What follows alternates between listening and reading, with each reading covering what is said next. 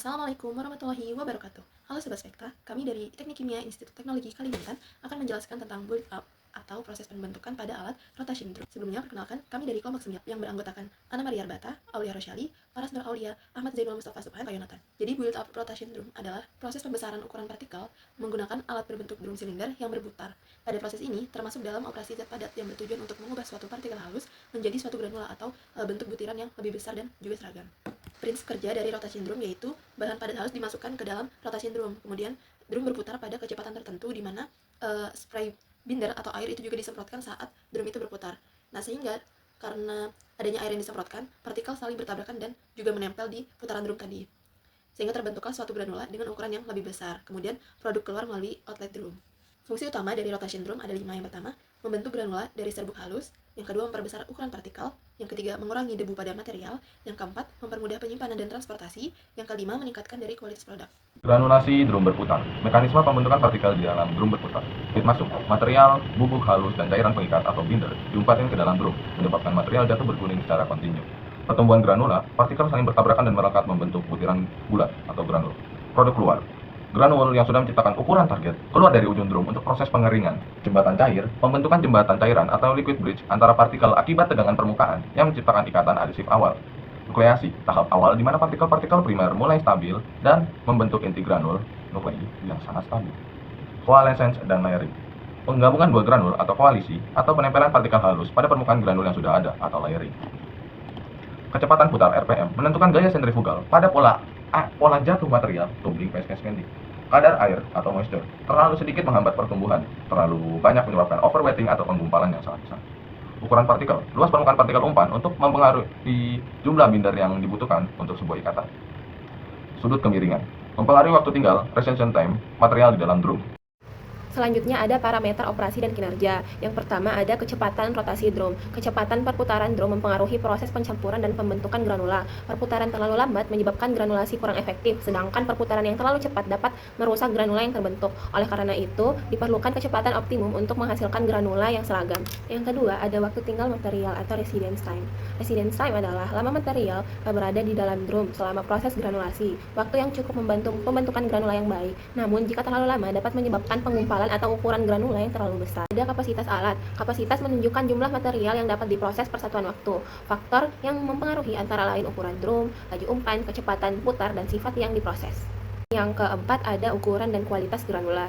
Granula yang baik memiliki ukuran yang seragam, kuat, dan tidak mudah hancur. Kualitas granula dipengaruhi oleh kondisi operasi seperti kecepatan putar, jumlah binder, dan waktu tinggal material. Efisiensi dan perawatan alat. Efisiensi alat dipengaruhi oleh kondisi operasi dan performa komponen. Perawatan rutin seperti pembersihan, pelumasan, dan pemeriksaan komponen penting dilakukan agar alat bekerja secara optimal dan memiliki umur pakai yang lebih lama. Aplikasi rotation drum pada berbagai industri gitu ya. Nah, bisa dilihat di PPT ini ada industri pupuk, kemudian ada industri semen, industri kimia, makanan, kemudian mineral, dan juga tambang. Nah, pada slide ini tuh menunjukkan beberapa aplikasi rotation drum atau build up proses di berbagai industri yang seperti udah saya mention sebelumnya.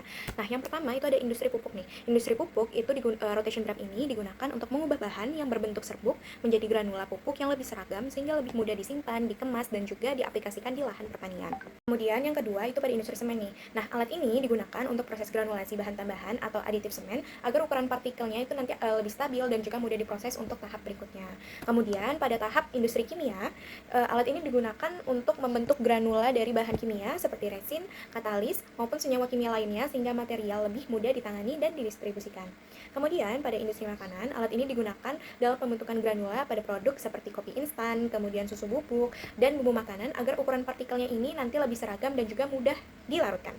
Terakhir itu ada industri pengolahan mineral dan juga tambang. Nah, rotation drum pada industri ini itu nanti digunakan untuk proses aglomerasi atau pembesaran partikel mineral supaya material nantinya lebih mudah diproses lebih lanjut. Kemudian contohnya adalah pada proses peleburan ataupun sintering.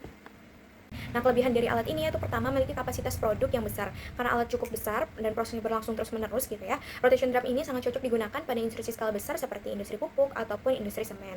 Kemudian, kelebihan kedua adalah operasinya kontinu. Artinya, nanti material yang masuk gitu ya, nanti akan keluar secara terus-menerus tanpa harus menghentikan proses sehingga produksi menjadi lebih efisien dan juga hemat waktu gitu ya. Kemudian, selanjutnya desain alat ini relatif sederhana dibandingkan beberapa granulator lain. Komponen utamanya hanya berupa drum berputar, sistem penggerak dan juga saluran masuk serta keluar material material sehingga pengoperasiannya nanti akan lebih mudah. Kemudian, rotation drum itu juga cocok untuk produksi skala industri karena mampu menangani material dalam jumlah banyak dengan proses yang stabil. Kelebihan berikutnya yaitu alat ini dapat digunakan untuk berbagai jenis material, mulai dari pupuk, bahan kimia, bahan makanan, hingga mineral tambang. Dan yang terakhir, biaya operasinya itu relatif lebih rendah karena sistemnya itu sederhana dan prosesnya itu nggak memerlukan kontrol yang terlalu kompleks dibandingkan beberapa granulator modern lainnya. Adapun kekurangan dari alat ini itu adalah pertama ukuran granula yang dihasilkan cenderung kurang seragam. Hal ini tuh bisa terjadi kenapa sih? Hal ini terjadi karena proses pembentukan partikel di dalam drum berlangsung secara acak akibat tumbukan dan juga gerakan rolling material.